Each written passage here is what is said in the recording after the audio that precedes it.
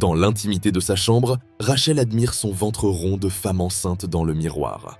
Mais à ce moment-là, elle se réveille, révélant que la grossesse n'était qu'un rêve. Elle quitte le lit pour prendre le petit déjeuner préparé par Elena, l'IA domestique, qui ouvre également les rideaux et accomplit toutes les tâches ménagères. Elena remarque que les niveaux de sérotonine de Rachel ont baissé et lui suggère de passer du temps dans une capsule de nature artificielle. Mais Rachel décline l'idée, car elle est occupée. Elle réveille ensuite son mari, Alvi, pour lui dire au revoir avant de partir travailler. Dans le train, Rachel remarque une femme portant un pot très particulier. Pendant ce temps, à la maison, Alvi passe sa matinée à s'occuper de ses plantes. Il n'apprécie pas qu'Elena contrôle sa routine comme elle le fait avec Rachel et ignore souvent ses suggestions, retardant son petit déjeuner. Au bureau, Rachel présente aux employés un nouveau modèle de robot contrôlé par IA qui prendra bientôt en charge les portefeuilles clients de l'entreprise et jouera le rôle d'assistant exécutif. Les employés s'inquiètent de devenir inutiles, mais une autre manager, Alice, les rassure avec un discours corporate en affirmant qu'ils seront toujours nécessaires. Par la suite, Rachel est convoquée par la responsable des ressources humaines, qui a décidé de lui offrir une promotion. Avant cela, elle lui pose quelques questions, obligeant Rachel à expliquer qu'Alvi est botaniste, ce qui fait d'elle la principale source de revenus. Cependant, il ne prévoit pas encore d'avoir un enfant. La responsable souligne que cette année a été la meilleure de Rachel et qu'elle devrait profiter de cette dynamique pour avoir un enfant, d'autant plus que leur entreprise a acquis le Womb Center. Cela signifie que l'entreprise couvre une partie des frais. Quand Rachel retourne à son bureau, son nouveau robot obtient son profil d'Elena et lui planifie une séance dans une capsule de nature. Pendant qu'elle travaille, elle reçoit un appel du Womb Center l'informant qu'une place s'est libérée et qu'elle devrait venir pour une visite, puisque la liste d'attente dure habituellement 2 ans. Rachel accepte le rendez-vous. Pendant sa pause déjeuner, elle se rend à la capsule de nature et se détend, entourée d'enregistrements de la mer et des arbres. Elle s'endort et rêve encore d'avoir un enfant. Pendant ce temps, dans la serre de l'école, Alvi essaie d'enseigner à ses élèves l'importance des fruits frais. Mais ces derniers trouvent que l'idée de manger des aliments directement issus de la nature répugnante, car ils sont habitués à la nourriture fabriquée par des machines.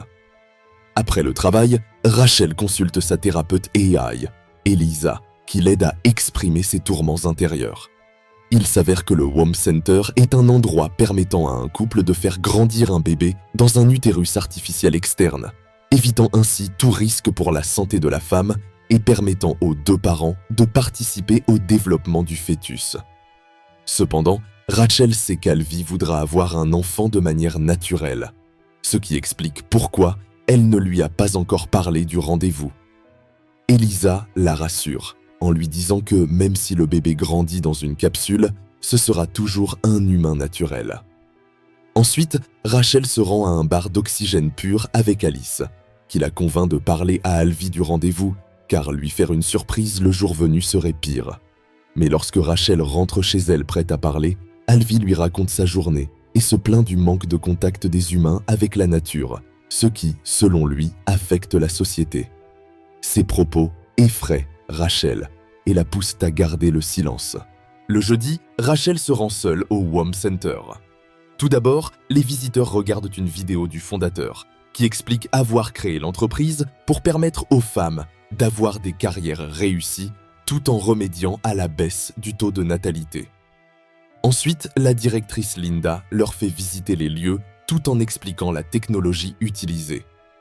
Dans la salle d'incubation, elle choisit une capsule pour montrer un bébé en train de grandir à l'intérieur. À l'aide de leur téléphone, les parents peuvent exposer l'enfant à toutes sortes de musique et même choisir ce qu'il mangera. La capsule est dotée d'une base permettant de la connecter à la maison et d'une batterie de 48 heures en cas de déplacement des parents. Lorsque Rachel demande si le bébé peut entendre le monde extérieur, Linda répond que oui et encourage les parents à parler à leur enfant pour favoriser son développement après la visite. Linda montre à Rachel les prix des utérus artificiels et lui demande un acompte pour réserver une place. Le soir, en rentrant chez elle, Rachel parle à Alvi qui mentionne avoir reçu une notification concernant un dépôt de $8 700. Rachel n'a pas d'autre choix que d'expliquer qu'elle a envoyé cet argent au centre des utérus pour réserver leur place. Alvi se met en colère, car elle prend des décisions aussi importantes sans en discuter avec lui au préalable. Rachel s'excuse et ils se prennent dans les bras. Un peu plus tard, ils rendent visite à Alice et son mari, qui partagent leur expérience et leur montrent leur propre utérus artificiel. Ils sont tous deux très heureux de leur choix, surtout en raison des bienfaits pour la santé. Le mari propose à Alvi de tenir l'utérus artificiel, mais Alvi refuse. De retour chez eux, le couple débat sur le concept d'un utérus artificiel. Alvi le considère comme un simple gadget en plastique rempli de produits chimiques, mais Rachel jure que cela ressemble à un véritable utérus pour le bébé. Quand Alvi souligne qu'il a besoin de plus de temps pour y réfléchir, Rachel lui rappelle qu'ils doivent confirmer rapidement, sinon ils perdront leur réservation. Déterminée à résoudre la situation, Rachel demande à Alvi d'aller consulter Elisa. Il accepte, mais son attitude anti-utérus artificiel persiste tout au long de l'entretien. Il pense qu'un ordinateur sans émotion ne peut pas juger l'état émotionnel d'une personne, mais Elisa n'est pas d'accord. Elle affirme que l'absence d'émotion est un avantage, car cela lui permet de fournir des conseils neutres. Après la séance, Alvi ment à Rachel en disant que tout s'est bien passé. Ce soir-là, le couple va dîner au restaurant, mais la dispute continue. Rachel finit par se lasser et annonce qu'ils n'auront pas de bébé, car elle ne veut plus se battre avec lui. En rentrant chez eux, ils finissent par se réconcilier de manière intime. Alvi dit à Rachel qu'il devrait avoir ce bébé via l'utérus artificiel, car il comprend à quel point cela lui tient à cœur. Le lendemain, le couple rencontre Linda pour signer le contrat. Linda leur demande si c'est important qu'Alvi soit le père, car pour concevoir le bébé, seuls les ovules de Rachel sont nécessaires. Cependant, s'ils souhaitent avoir un garçon, ils auront besoin du chromosome X d'Alvi. Rachel n'hésite pas à demander à Linda d'utiliser également le sperme d'Alvi pour concevoir le bébé, et ils laisseront la nature décider du sexe. Par la suite, le couple regarde le processus de fécondation sur un grand écran pendant que Linda commente chaque étape. Quelques instants plus tard, une infirmière. La scène continue lorsque l'infirmière leur apporte le fœtus dans un petit bocal, ce qui semble décevant pour Rachel et Alvi. De retour à la maison, ils reçoivent un appel des parents de Rachel qui les félicitent pour leur bébé à venir. Le père de Rachel suggère à Alvi de vendre sa propriété sur l'île Shell pour avoir un peu d'argent supplémentaire pour le bébé, ce qui met Alvi mal à l'aise. Rachel intervient et dit à son père de laisser tomber, rappelant qu'ils n'ont pas encore le pod car le fœtus doit encore se développer avant de pouvoir être envoyé chez eux.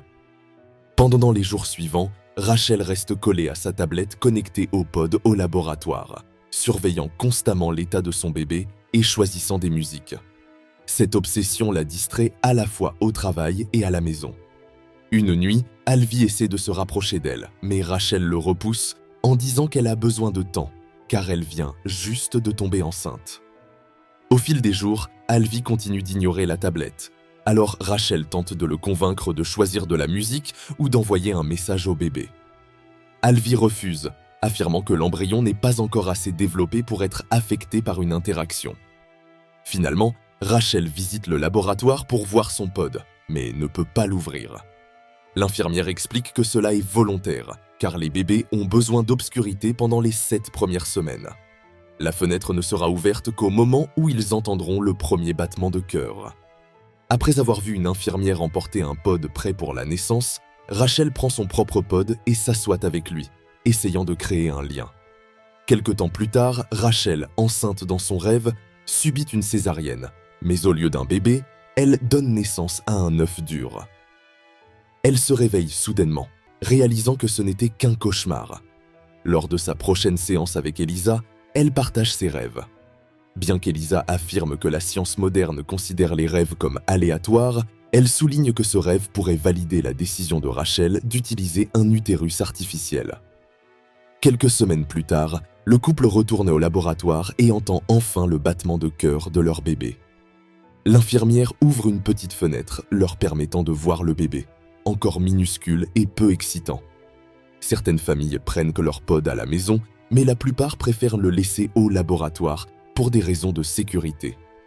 Rachel et Alvi choisissent cette dernière option. Avec le temps, Rachel finit par décorer la chambre du bébé. Alvi propose d'y mettre une vraie plante, mais Rachel préfère un hologramme de plante, jugeant cela plus sûr. Offensée, Alvi décide de planter une vraie plante sur son île. Cela pousse Rachel à lui demander de vendre l'île, affirmant qu'ils n'y vont jamais. Alvi rétorque que c'est parce que Rachel refuse toujours d'y aller. Rachel explique qu'elle ne voit pas l'intérêt de faire 3 heures de route quand il existe des pods de nature en ville. Alvi, furieux, refuse de laisser son enfant grandir dans un pod de nature. Plus tard, Rachel se rend à une piscine publique et remarque une femme enceinte.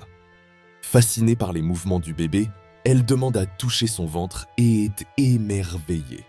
Quand elle mentionne son propre pod, la femme l'appelle chanceuse, expliquant qu'elle aurait aimé faire de même mais n'a pas été sélectionnée. Ce soir-là, Alvi découvre que Rachel a ramené le pod chez eux sans lui en parler.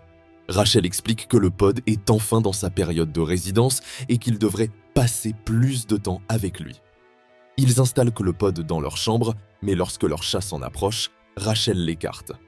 Plus tard, alors que le couple tente de se rapprocher, Alvi n'arrive pas à se détendre avec le pod à proximité, même avec la fenêtre fermée. Il décide de déplacer le pod dans la chambre du bébé, mais trébuche en chemin, sans heureusement le laisser tomber. De retour au lit, ils entendent un bruit provenant du pod et se précipitent vers la chambre du bébé.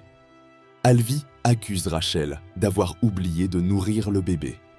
Agacée, Rachel lui rappelle qu'il a également accès à l'application et qu'ils doivent partager les responsabilités. Peu de temps après, ils participent à une visite guidée d'une école privée. L'entreprise de Rachel possède l'établissement et une partie des frais de scolarité est couverte comme avantage. Linda leur montre les lieux, mais Alvi remarque que de nombreuses activités sont effectuées par des robots, les enfants se contentant de regarder. Une mère étrangère demande si l'école est accréditée par le ministère de l'Éducation, ce à quoi Linda explique que le gouvernement ne finance plus l'éducation, les entreprises devant maintenant prendre le relais. Un père mentionne avoir rencontré un bébé pod incapable de rêver. Linda confirme que c'est un effet secondaire des utérus artificiels, mais ne le considère pas comme un problème, car rêver est inutile. Un après-midi, le robot du bureau informe Rachel que sa productivité a baissé, mais elle l'ignore. Chez eux, Alvi s'occupe de ses plantes lorsque son téléphone reçoit une alerte indiquant que le pod a besoin de nourriture. Il se précipite pour le nourrir et trouve cela étrangement satisfaisant. Il décide ensuite de jouer des sons de baleine pour le bébé avant d'ouvrir la fenêtre. Ému de voir combien le bébé a grandi, Alvi lui parle. Mais il est interrompu par Elena, posant une question stupide. Par la suite, Alvi met un porte-bébé pour pod et, après quelques efforts, réussit à y installer le pod.